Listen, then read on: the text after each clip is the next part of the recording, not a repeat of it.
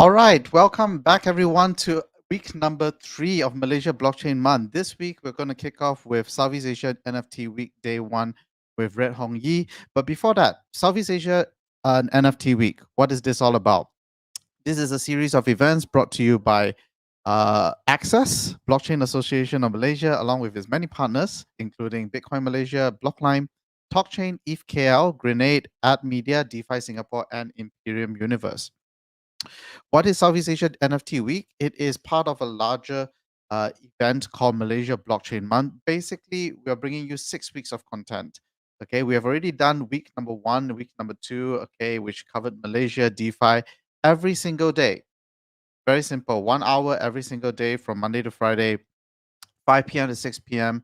We bring you new content. This week, we're going to be talking about NFTs, followed by next week, Enterprise Blockchain. Week number 5, we're going to have a lot of developer bootcamps to build up our talent. In fact, at the end of this session, there's going to be another bootcamp, okay, that I think will be very interesting, okay, for all of you out there. And week number 6, we're going to end Malaysia Blockchain Week, Malaysia Blockchain Month with a 2-day conference called Ignite. Oh, 6 weeks of events. This is a lot. Why are we doing this? Okay, let's because it's very simple, because as an association, it is our part of our mandate and mission to grow the industry. And how can we grow the industry is by educating, by defunding, defomenting the space, and help more and more Malaysians, more and more people in the Southeast Asia region to adopt, experience, and also enjoy the technology that is currently available. What kind of industry are we talking about? We're talking about an industry that where we have digital assets that live on the internet in these decentralized networks called a blockchain. So if you add them all up, this year was a very interesting year because for the first time ever, the industry grew $1 trillion in January this year. It took 12 years to get here, 12 years. But guess what? We are now in September, 9 months later, just 9 months, we've already hit 2 trillion. In fact, this is taken today. The number is 2.4 trillion. So the question is, with such an industry that is actually growing, how can you capture, the opportunities, okay, in this new digital economy that is rapidly growing? In fact, if you think about it, all these that you see here on CoinGecko, they are what we call fungible tokens. They do not include NFTs. So let's talk about NFTs. What are NFTs? NFTs are non-fungible tokens, and shorten it out, hence the word NFT. I have here with me Paris Hilton to explain what NFT is. Can you explain what an NFT is? It's a non-fungible token. Non-fungible. Yes. Okay. Which is basically a digital contract that's on the blockchain. So you can basically sell anything from art to music to experiences, physical objects. So thanks, Paris. Okay, so NFTs, that was actually one of the most direct, straightforward, and quite concise description of NFTs. NFTs are digital tokens that are minted and secured by a blockchain, which gives anything unique a digital identity, very different from, say, for example, a cryptocurrency like Bitcoin. Every single unit of Bitcoin is indistinguishable from the other one, right? They are all the same. Okay, one Bitcoin and another Bitcoin is exactly the same. Whereas these tokens are minted, okay, to give something an identity and an existence, okay, on the internet, which can be then proven and secured by a decentralized network of computers that verify that this is true. So this can be anything. It could be a JPEG file. It could be a text file.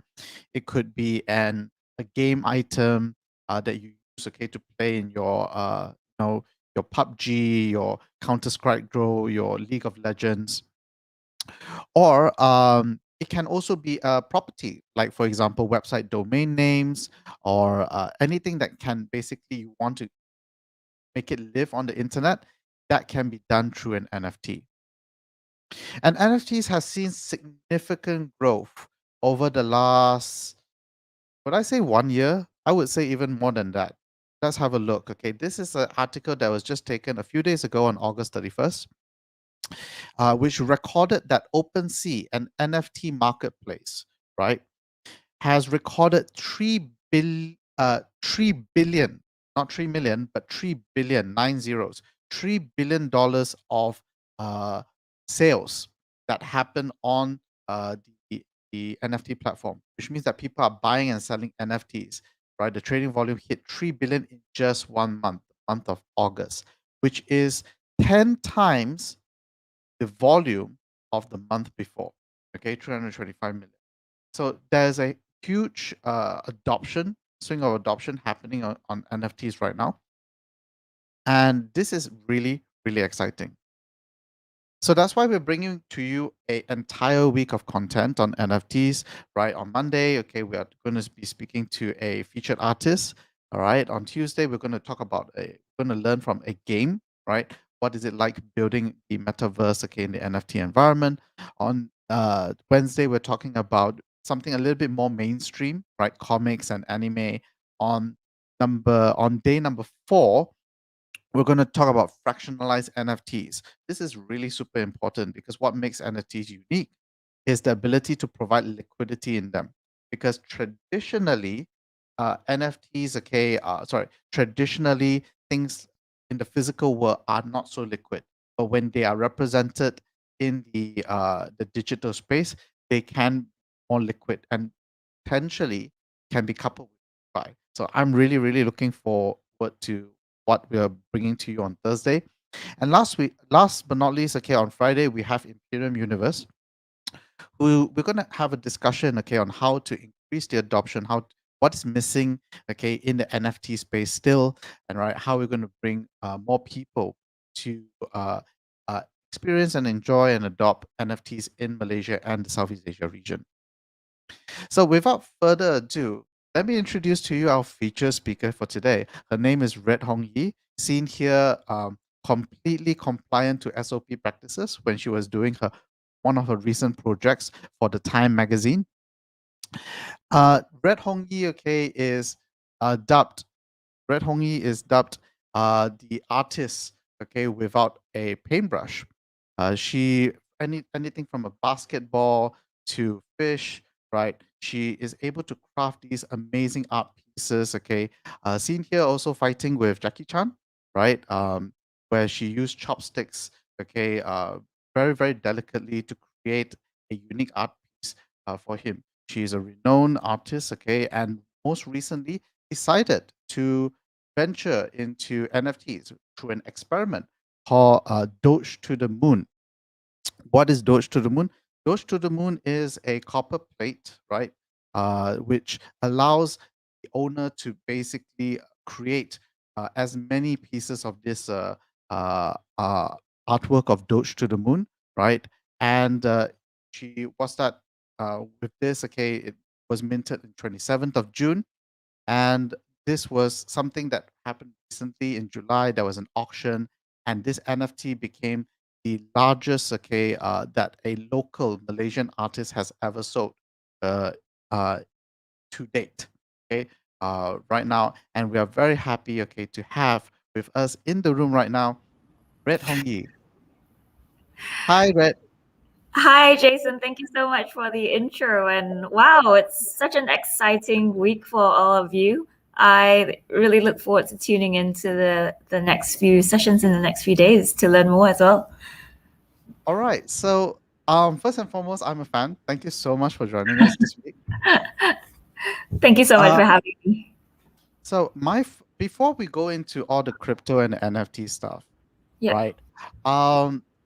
I would like, okay, to spend some time getting to know. Can you share with us, the audience, right? How did you, as an artist, right, get started? When when did you fall in love, okay, with the art, right? And when did you decided, okay, to throw away the paintbrush? So I guess I've always loved art. I feel like everyone growing up as a kid would have can relate to that.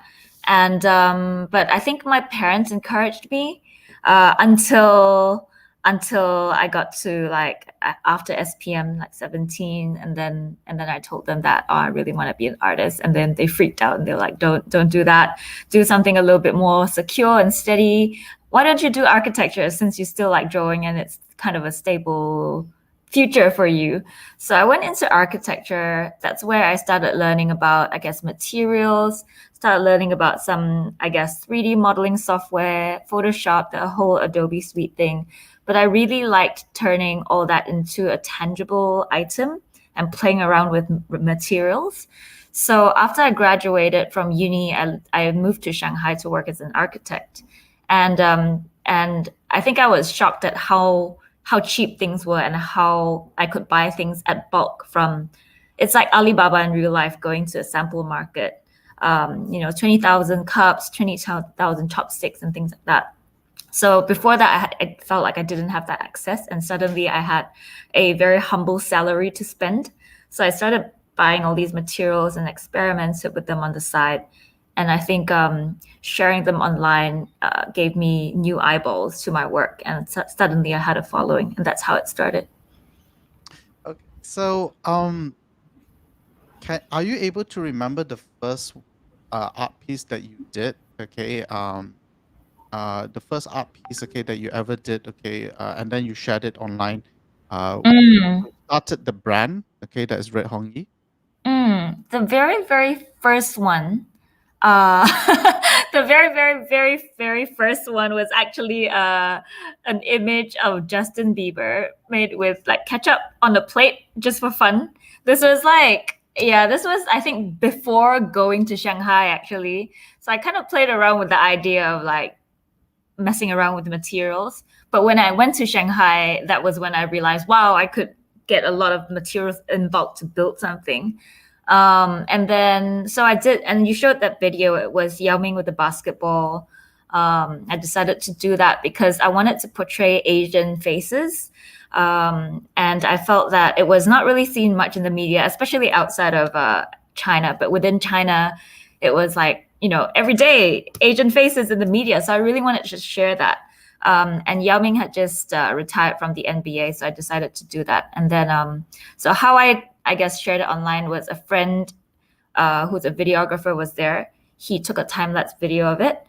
And I remember right after I was done with the piece, I thought, okay, since we have that video, I scrunched the physical piece up and I was about to throw it away in this big garbage bin. And he stopped me. He said, no, just in case it goes viral, that might be worth something, so keep it. So I guess that, like, looking back, it's an interesting distinction of, because it went digitally kind of viral, it gave eyeballs to that, and that's kind of worth something now too. So it's, yeah.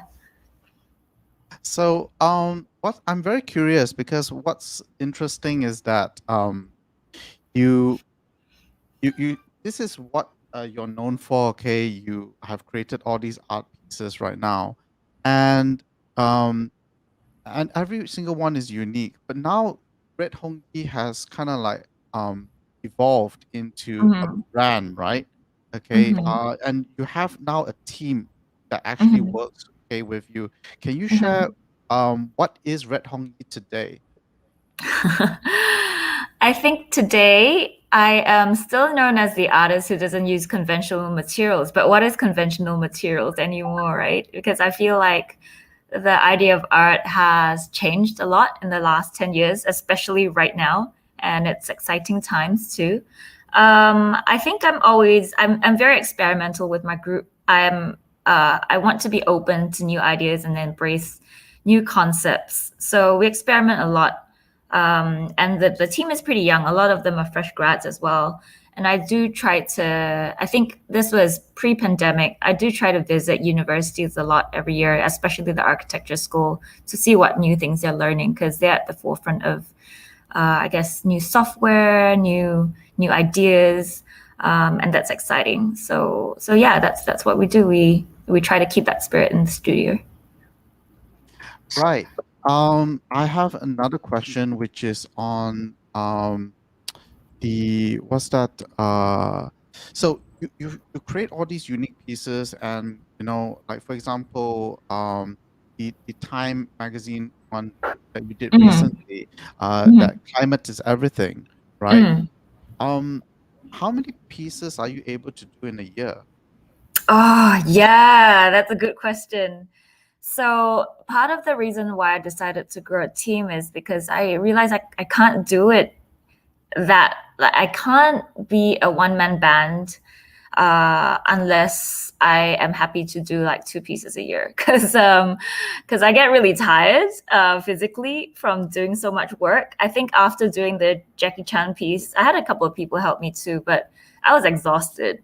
And I was doing that from China. So I think last year when I moved to KL in July last year. In November, I decided to set up a team. So with a team, you have people who are able to research, experiment, and then look into materials and all that for you. So typically a piece, if it's by myself, it takes about, I'd say 3 months. With a team, we can shrink it down by a lot, and then take up multiple projects too. Okay, so before I go into Doge to the Moon, right, which is your first experiment in NFTs, can you share with us how did you stumble into NFTs, right? What was your first impression, okay, when who actually who actually made known to you about NFTs, and how long did it took you to actually get it? Okay, all right. How did I get into NFTs or even get into like understand what like a What vague concept of crypto is about? Was when I met one of our mutual friends, Joe. So so Joe is this guy that I met end of last year, who's now my boyfriend. And then I think in one of our first few dates, he explained to me that he's into the crypto space, and I had no idea, like very, very vague ideas, probably headline kind of stuff. Like, is it a pyramid scheme? Is it a scam? What is this? But I think after a while, especially getting to know his friends and reading more about it, educating myself about it, I was really fascinated by, I guess, the whole space. Really wanted to start having some crypto, and then use my. I started to, look into it a little bit more, and then that was when Joe told me, "Hey, actually, you're in the best position right now to create something in exchange for crypto. Have you thought about that?" And I had no idea what it was about, so he explained it to me a bit. I found that concept very complex at first.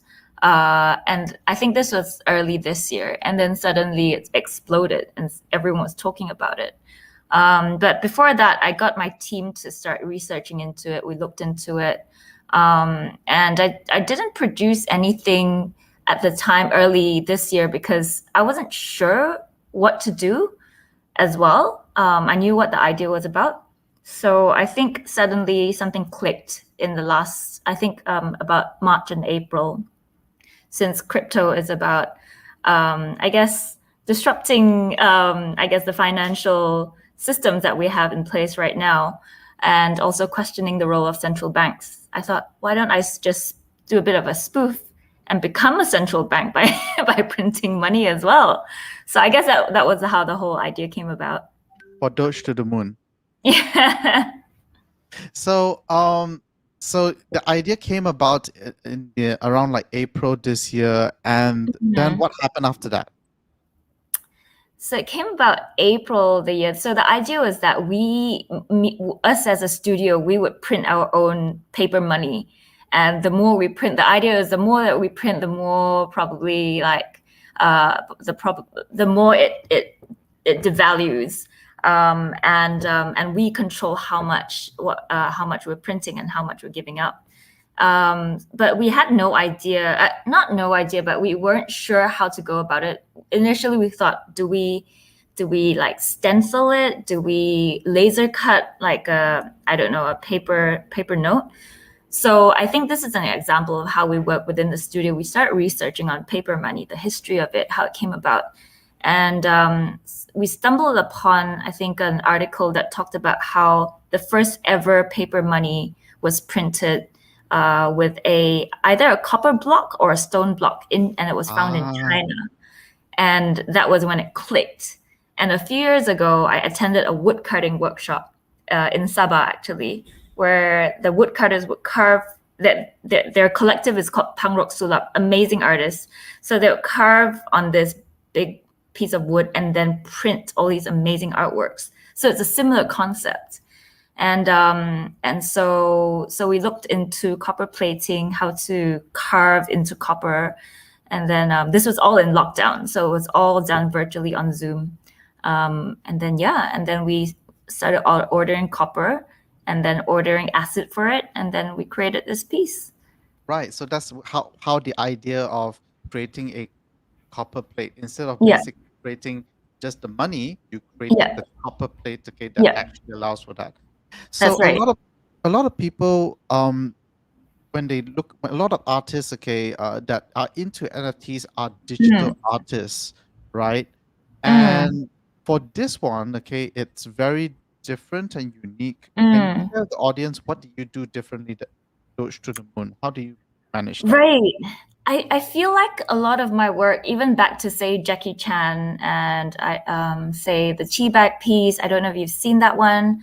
A lot of it is actually planned on the computer and modeled out on the computer itself and then turned into a physical piece. So now with NFTs happening, I feel like I'm almost taking a step back and going, maybe I don't have to go that step of creating a piece. So with Doge to the Moon, we created it first on Photoshop. I got the elements, of course, sketched it out first, put the elements together that we wanted, the rocket, the moon. We changed up the Chinese yuan and then vectorized it on Illustrator. And then so that was, I guess, high res enough to be laser cut on a laser cutting machine. So those were the steps for it. And once so why we had to laser cut it is to engrave into it. And then after that, we soaked it in ferric chloride, and that would engrave it in even more, so that it creates these grooves where you put the ink on, and then the ink doesn't touch the groove. Am I explaining this correctly? It sounds really complex, but it's really not. Imagine just carving through a wood block or a stone, and then just putting ink, and then just stamping. That's basically it. But I've done it the complex way, where I sent it to a laser cutter instead of doing it manually. So it saves me like 5 years or something. Okay. So after your first experience, okay, creating this NFT, right? But before that, maybe I think it's important, okay, to let the audience also know that how did you actually created this art piece into an NFT? Okay, so I had a photo of the copper plate and an animated version of the black and white. So the black and white is a print of the copper plate. And so both of them, I guess the copper plate itself was on the top, and then the animated version on the bottom, and Doge winks as the rocket zooms by. So the idea that I had for this is that whoever owns this NFT owns this master plate, this master copper plate, and that person who owns it can print in perpetuity as many as he wants. He is the new central bank. Right. So these two are tied together. They're not separate from each other. So I guess it's a proof. I guess the NFT works as a proof of ownership in this case. So you have the physical art piece, which is the copper plate, and then you have this black and white JPEG file, right? Yeah. Okay. Yeah. Which is then used to be minted on the blockchain, okay, Yeah. as a digital certificate of ownership. Yeah. So whoever who owns this piece also owns the physical art form. Yeah, that's right. So after your experience, okay, so after your first experience, how do you feel about what NFTs are doing right now in the art world?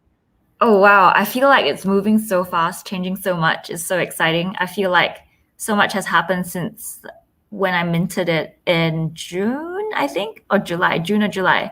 Yeah, it's happened so fast. And also, I guess I'm seeing this that there's generally two categories for, I guess, the arts for artists who want to venture into NFTs. There's the edition one of one, the I guess the fine art, contemporary art collector types.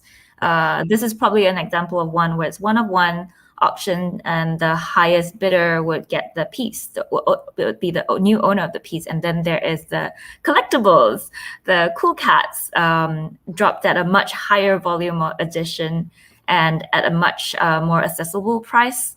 And that would be a community. It would form a community around this brand or this character, and that's really exciting too. So I do see, I guess, like a lot happening in these two areas, but for very different kind of purposes and cultures.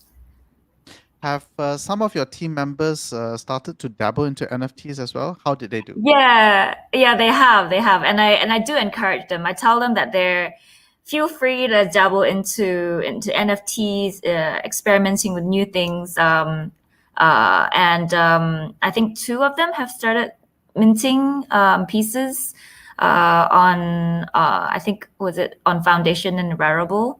So yeah, do check it out. I can post about it on my social media, and I look forward to. I think if we were physically together, I'd probably have like a little studio minting party or something like that. So I really encourage it.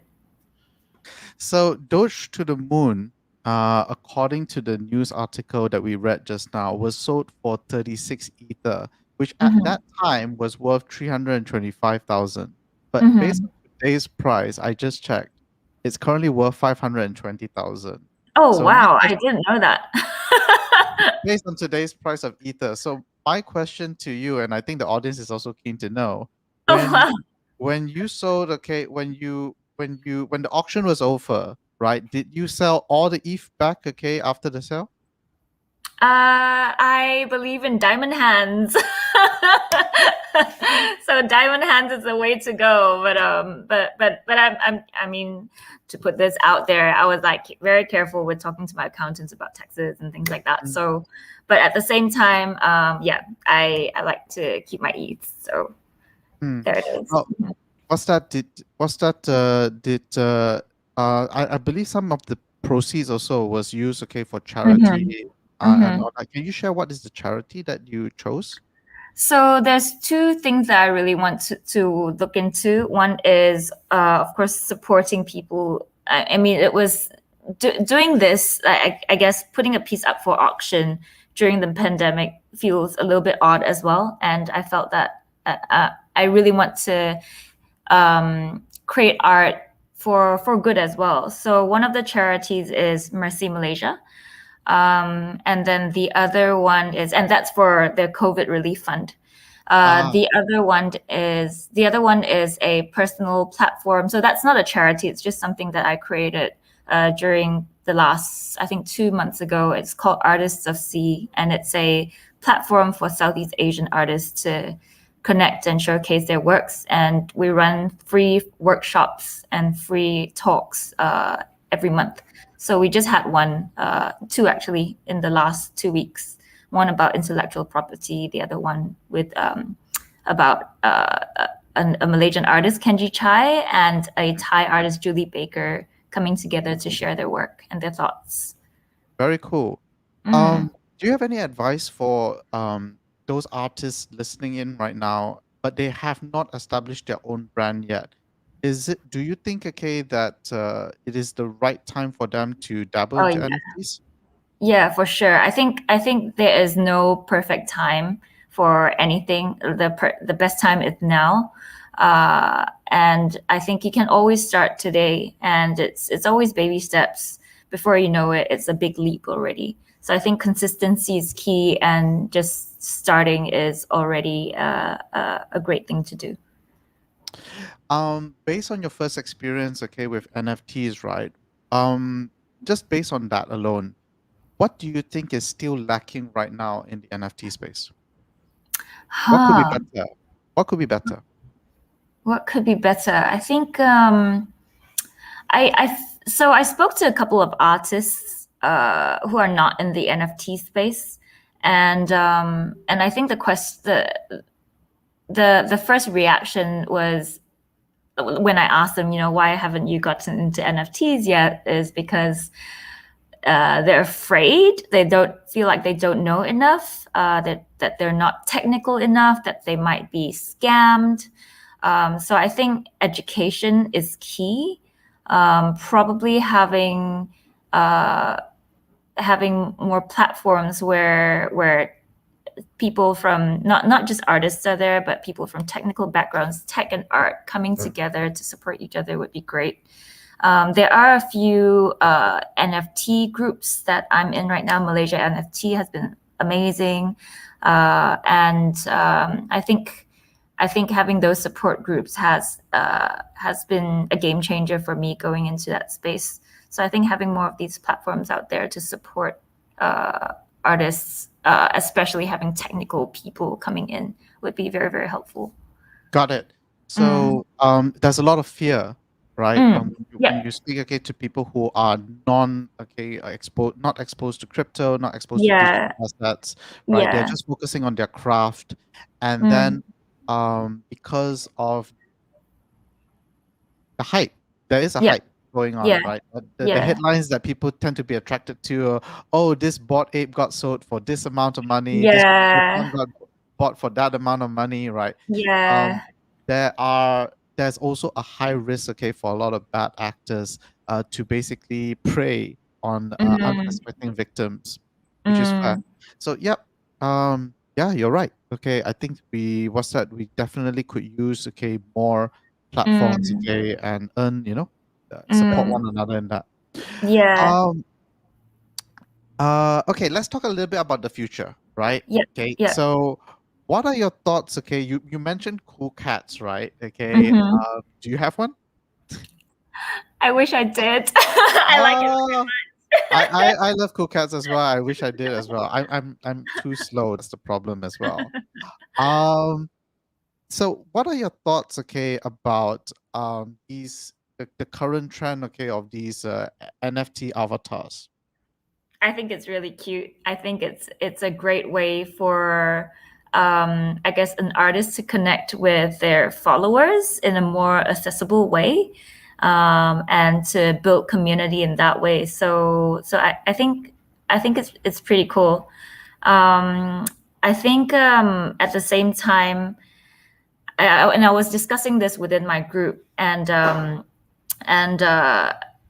one of them made a comment and said, "Oh, it seems like a rich people club thing," and that might be also, like you said just now, because of the headlines that are going out there. It's always highlighting the craziest, most outrageous thing, or the highest sold piece. And that's not the case. It's also for artists to be able to venture out of, I think, what they were familiar with. Just like with me, I was creating these installations, and suddenly with NFTs, it's so much easier to transport and transfer and ship and all that. So it's opened up a whole new space. So yeah, I guess that's my thoughts around it. So recently also, I think just last week, we had almost like a lot of headlines, coming in. Like Visa bought a CryptoPunk. Fortune magazine bought their own Ethereum domain name as well. What do you think, is the motivating factor? Institutions, are buying into NFTs right now. Are you seeing that also? Yeah, for sure. And I've had a few calls with some about what it's about. I think they saw my article, so they just wanted to chat. And I told them, preface, I'm not an expert by any means. I think you need to talk to someone who probably is very, has done this way more than I have, who has some sort of probably programming knowledge or something like that, a coding knowledge. I'm just an artist who just minted it and was lucky enough to sell it. And so I think, it's a combination of different reasons. Some have come to me with no idea what it's about, and they are also selling traditional art. So I think it's a mixture of some really, really seeing the potentials and the future of it, and some being really curious, and some feeling that FOMO. So it's a mixture. Right. Mm. I think you're selling yourself short. There are a couple of other people who I have been seeing in the space, okay, which have similar stories as well. One of them being people pleaser, right? Okay, she has had success as well, and her success is only as similar time as you as well. Basically March, April as well. So give it a few more months, I think you'll be labeled as an OG already in the NFT space. That is no, I have still so much to learn. I feel like Just take it. it's changing. It's moving so fast. It's exciting, but it's kind of, I think sometimes there's that pressure of going, oh my gosh, where do I get the latest like information, I guess. So I think that's something that I'm curious to know from all of you guys too. Where do you get like the most reliable, best information about this space? So for me, right, crypto Twitter, Yeah. I think Twitter is it's a very interesting thing Mm. because uh kind of like that's how I do my filter as well. Based on the people that I follow, all right. And if let's say, for example, that there is like in my Twitter feed, I see a lot of shilling, then I kind of like guess, okay, something's wrong. Okay, I'm Mm. probably following the wrong people. But then Mm. if I see on my Twitter feed, okay, reasonings, like why is this person, okay, like for example, recently there was a huge hype on from JPEGs, now we're going to text files, okay, all these loot projects, right? These loot Yeah. NFTs. Right. I enjoy reading the threads, okay, the logic behind why this would be something that would gain traction instead of basically just what is the next one that is going to potentially pump 10x. Got it. So I use Right. Twitter. I use Twitter to help me to do a lot of the hard work. Yeah. So last question from me before we go into the public Q&A, right? What's next for the Red Hong Yi team? So what's next? Oh, I just realized that there are comments from like a lot of people. What's next is all right, so this meme bank series that I'm doing is a series of actually 7 banknotes. And this is just the first one. The next 4 are gonna, actually 5 are gonna drop, and actually one's gonna drop this month, and then the next 4 end of the year, and then the final drop will be in February in the form of a physical exhibition in KL. So if you're in town in KL, do come by. You're going to see all the copper plates on display. And after that, they're going to go to their respective owners who own the NFTs too. I see. So this is Doge to the Moon is not just a one item thing. You're actually making it into a series. Yeah, I'm making it into a series. So when is the next announcement of what the second one would be? Okay, they are a series of different banknotes that is inspired by banknotes of different countries. The next one will be, I think, end of September. That's actually a collab with a brand that's coming up end of September, and then there's going to be 4 copper plates coming out in November. Wow. Okay, so there's one announcement to look for, okay, that's coming end of September, and 4 more, okay, to look forward to in November. All right, so let's go into some questions, Q&A, right? But before we do that, I just want to note again to everyone that if you're going to ask any questions, remember none of the content shared throughout should be treated as financial and investment advice. Please use this as a completely free resource, okay, to just help you, okay, learn better. All right. So with that, okay, let's go into the questions. Let's see. Do you see any questions that you find interesting? I'm going through them right now. Okay, so one Kit Fong asks, okay, how do we as experienced tech help bridge the education and unskilled gap? Oh, I think just by talking to us, having a conversation, and I think recently I have a friend. His username is Shoulders of Giants on Instagram, and he's from a very tech background, really interested in NFTs, And I love his content because he's able to use analogies that we can all relate to. So an analogy that he gave us was, I think, what was it? He said something about, so I think someone posed a question, and it was, do I have to know coding to be able to mint my own NFTs, or should I use like an existing platform?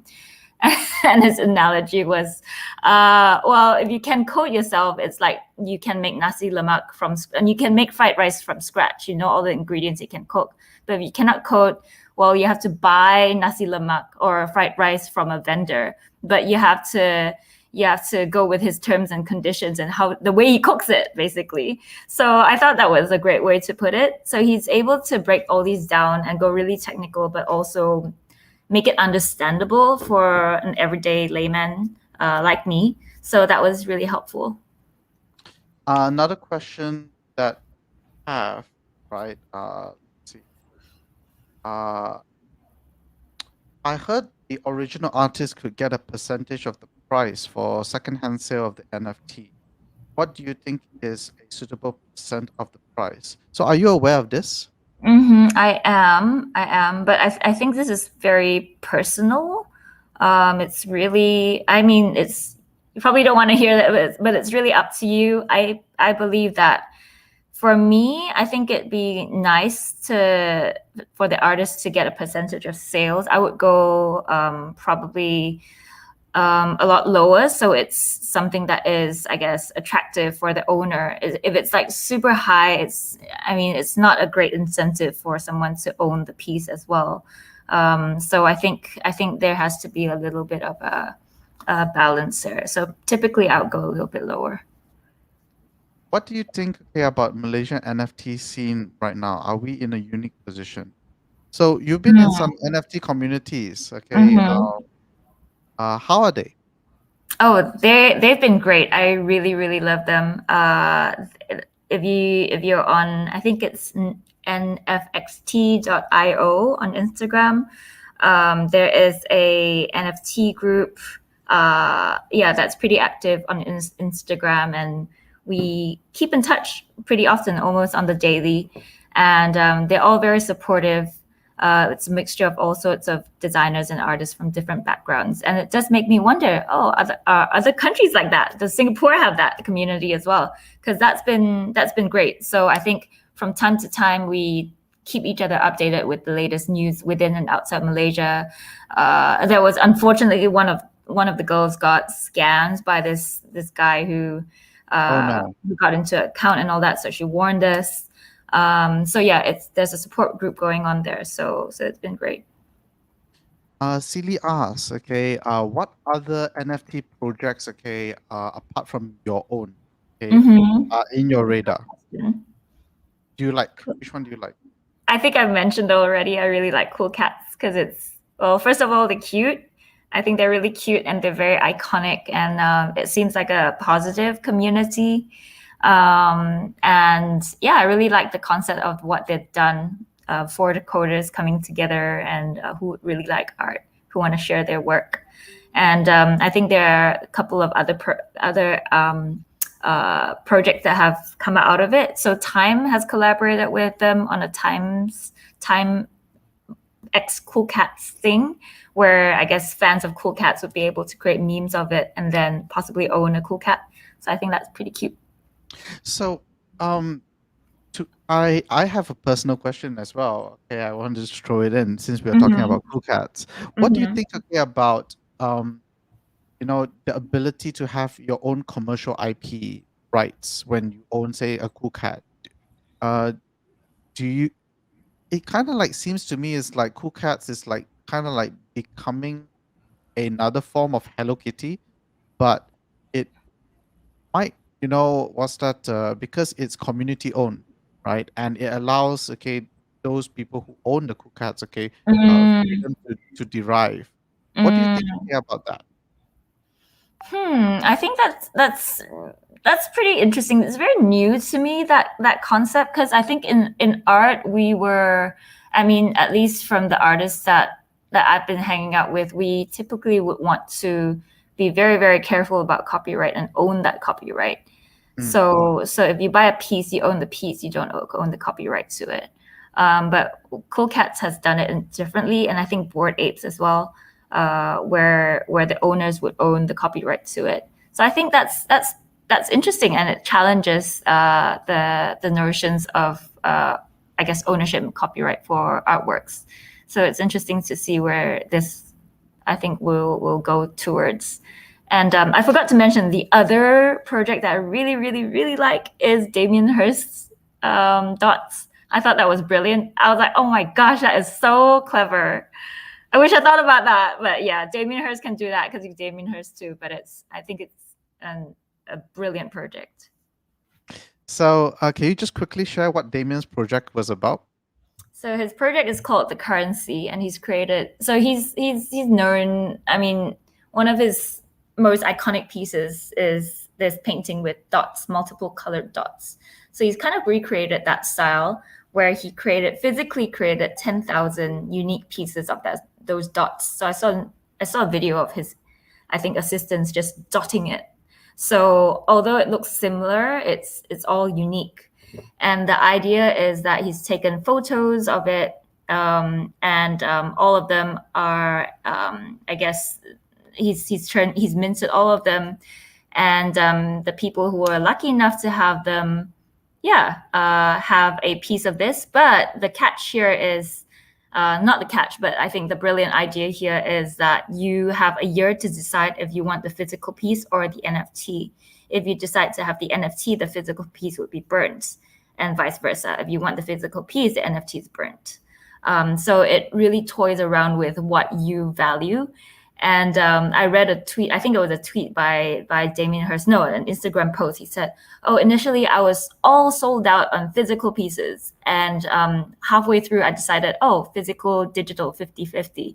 And now he says, I'm 100% digital and I love it. And I'm like, wow, it's really, NFTs has changed the game for art forever.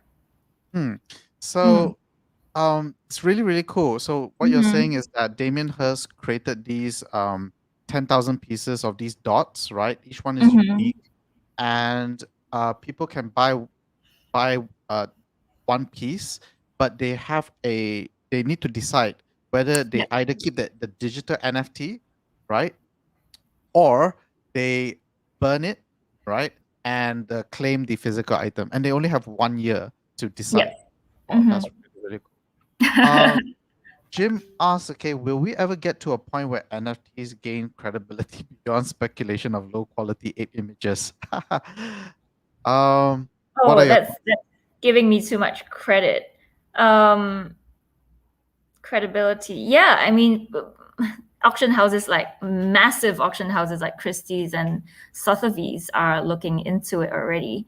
And I think when Beeple made his first, like his splash of 69 million, that was when everyone was shocked in the contemporary art world. And at least from what I know, the collectors that I know from that traditional market would, prior to that, shun that kind of work. And now it has caused a debate of, oh, is that credible or not? Is that like art or not? And I do like that, because it has disrupted that market. And I think the traditional art art world can be quite I think it can be a little bit elitist. It can be very, very like exclusive to a certain style. So this has really completely just I guess changed the face of what art could be. So that's pretty exciting. Nadira asks, what's your next project? My next project is, I'm still working on those banknotes. I do want to work on a more on a collectible type of project that is not one of one like the banknotes, but is more, I guess, accessible and at a higher drop. So look out for that one. But that would probably come after the banknotes. Lim Cockteen asks, what is the challenge you have encountered with physical art NFT versus pure digital NFT? Have you done any pure digital NFTs yet? One is coming up actually end of September, and yeah, so it's almost done, and it feels strange to just create a digital piece and not have to worry about logistics, storage, insurance, things like that. It's made it really a lot, I guess, a lot easier in that aspect. But it also feels, I feel like I have to adapt to that and go, hey, it's okay. It's really just digital and it's going to exist on the blockchain. That's it. So yeah, it's been I think it's taken me some time to see that, but at the same time I go, wow, it's so much easier because some of my pieces are like 100 kilos, and that's shipping it is quite a nightmare. It's really expensive to ship on top of buying the artwork. So that poses a lot of limitations in itself. So Koti Raya asks, any thoughts on NFTs that then become further tokenized? I think this is along the lines of fractionalization. Like what happened recently? Did you hear the news about the one where there was a DAO that bought they bought the original doggy meme photo, right? And then they went and further fractionalized it. So they locked that NFT in a vault, and then they allowed people to buy dog tokens. Oh wow. Yeah. So basically, I think the numbers were they bought the original meme photo for $4 million US, right? Worth of ETH at that time, right? Of the This is the Doge meme. yeah, the Doge meme.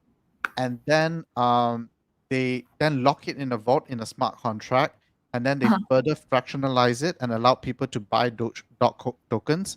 And Oh wow. and then now the whole painting right now is worth, the whole photo is now worth 40 million or something like that. Oh my gosh. Wow. No, I've not kept up to date on this. I've been hearing about this, but I do want to look into it more. And you mentioned this week there would be a talk on that, right? On day 4? Yes, on Thursdays. Yeah, I on will day tune number 4. into that. I will tune into that. Okay. Faisal asked something a little bit more on art. Art on NFT are subjective. What do you look for in an NFT? Are you looking for cute, pixel? Have you bought any other NFTs? I have some to, I guess, because I like some of my friends' works, so I have bought some of my friends' pieces. Yeah, so I think art of NFTs are subjective, like art, like physical art is subjective. I think my advice for a physical art, as with NFTs, is to buy what you like, because in the end you're gonna probably be, I mean, you're gonna keep it, and it should be something that is appealing to you. So that's my general advice. Don't buy something that you hate because you want to flip it or something like that. So yeah, that's my advice. Okay, Pulse asks, what would be your advice for young aspiring artists who cannot escape pressure from their parents? I think your life is yours to live, and you should be doing what makes you excited and what you're naturally more inclined towards. At the same time, I understand that, because that was what my parents have been telling me since I was a kid, when they realized that this art career is probably not just a hobby, like that I was probably gonna want to really be an artist. They actually cried when I told them I was going into art full time. Not my dad, my mom did. My dad didn't cry, but there was that pressure for sure. But I understand where it comes from, because art is challenging because there is no set rules. While there is all these amazing headlines going on, I do know artists that are struggling to make ends meet as well. So I don't want to paint this, perfect picture kind of thing. But I always knew that it's something that excites me. It's something I've always wanted to do, and I knew I would put in hard work to do it. So I think if you really are committed to it, try to, I think, keep on going, and maybe one day you can prove your parents wrong. And if they see that you're really continuing, you really love what you do, I think they would be happy. As long as you're happy, I think they would be happy too. Marco asked the question, what has been the most challenging Red Hong Yi artwork to date? And evolving into, okay, the most challenging one for me today, they've all had their challenges, but I think I can't name one that has been particularly, I mean, they've all been, there were challenges along the way, but what's challenging to me is always the pressure of wanting to, I think, probably exceed expectations, the pressure of wanting to I guess hit perfectionism, quote unquote. And I know that things cannot be perfect. And I think sometimes when things are too, when I put too much pressure on myself as an artist, it goes the other way around. It doesn't end up that great. So I think, I think as a kid, and I do tell this story sometimes, I joined an art competition as a kid, and I drew this rabbit, and I was like, oh, it's going to be perfect. I'm going to win. I think I'm good. And then the judge came to me and said, your rabbit didn't win. And he pointed at this other kid who I found really annoying. And he drew this shark that didn't look like a shark. It was just crazy drawing of a shark. And then he said, there's so much soul in this, and you can tell the kid loves it. But your bunny looks like a typical Easter bunny from a greeting card. It's like, you know how it's done already. So you've done it that, like, it's very expected. So I think while, like, technically, I think skill-wise, I know that I have certain skills, maybe because I'm expecting too much or giving myself too much pressure, or if I'm too confident, it loses that soul. So I think that's the beauty of art. Your art should have soul and should connect to people in a very visceral way. Shen Q asks, is there any way you can predict how NFTs will change how we see art and games? Will change how it's... I think this question basically is, how do you think, okay, if maybe just let's do a recap, right? How, in your opinion, has NFT changed, okay, the game in art? What would you say? How has NFTs changed the game? The game in art in particular? I think it has allowed so many artists, like all sorts of artists, to be able to showcase their works and to be able to, I think, have that special connection with an owner as well. I think that's been pretty cool. And then I think also with the collectible thing, it really opens up all sorts of ideas to artists. And there's all sorts of different concepts and ideas that would come out from it. It reminds me of Instagram in its early days. Everyone is excited because, on Instagram, you can brighten your photos and you can create series, and suddenly you have this grid thing coming out. So I feel like similarly with NFTs, we're only at the beginning of it, of seeing what it can do. There would be all sorts of crazy ideas that would come out from it. And we can only see it eventually when the community gets bigger, when things mature. So I believe we're only at the beginning of it. All right. So with that, okay, I'd like to thank Red for joining us and for the entire hour and answering all our questions that we wanted to ask about NFTs and her experience with it. Red, thank you so much. I've enjoyed this session thoroughly. Thank you so much for having me. So it comes to the end, of this day number 1 session, right? We are going to give away a Avi swag pack, to one lucky winner. And I have basically put all their names onto this wheel, right? And we're going to roll it right now. Who is the lucky winner for this Avi swag pack? Okay, that's going to be shipped directly to you from London. All right, so I'm going to just click the wheel right now. Good luck, everyone. Let's see who the winner is.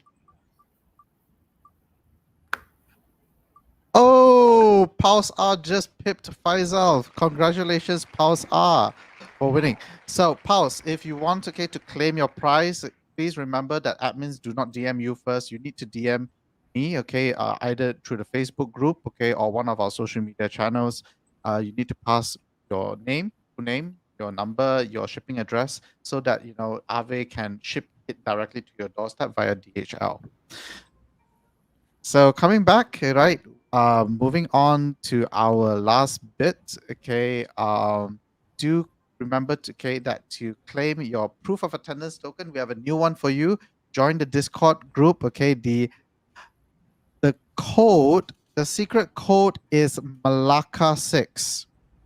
Okay. The secret code is Malacca6. How do you pronounce Malacca? Okay. Whether is it Malay spelling or English spelling, it is Malay spelling. Malacca, MELAKA 6. All right. So that's the secret code. Right. Go scan the QR code, go to the Discord code, put in the secret code in order to claim your thing. Also, we'd like to announce, that there's a blockchain bootcamp by MDEC next Tuesday. This is going to be a really exciting one because it has an entire day. It features engine, sandbox. Okay, if you are really, really passionate about games in particular, join this bootcamp, which is happening on Tuesday. Register now. Last but not least, day number 1 is over. Please meet back here at day number 2 as we speak, to Jesse Golden Cross from Avegochi, who has been building a DeFi NFT game and the upcoming metaverse. See you guys tomorrow.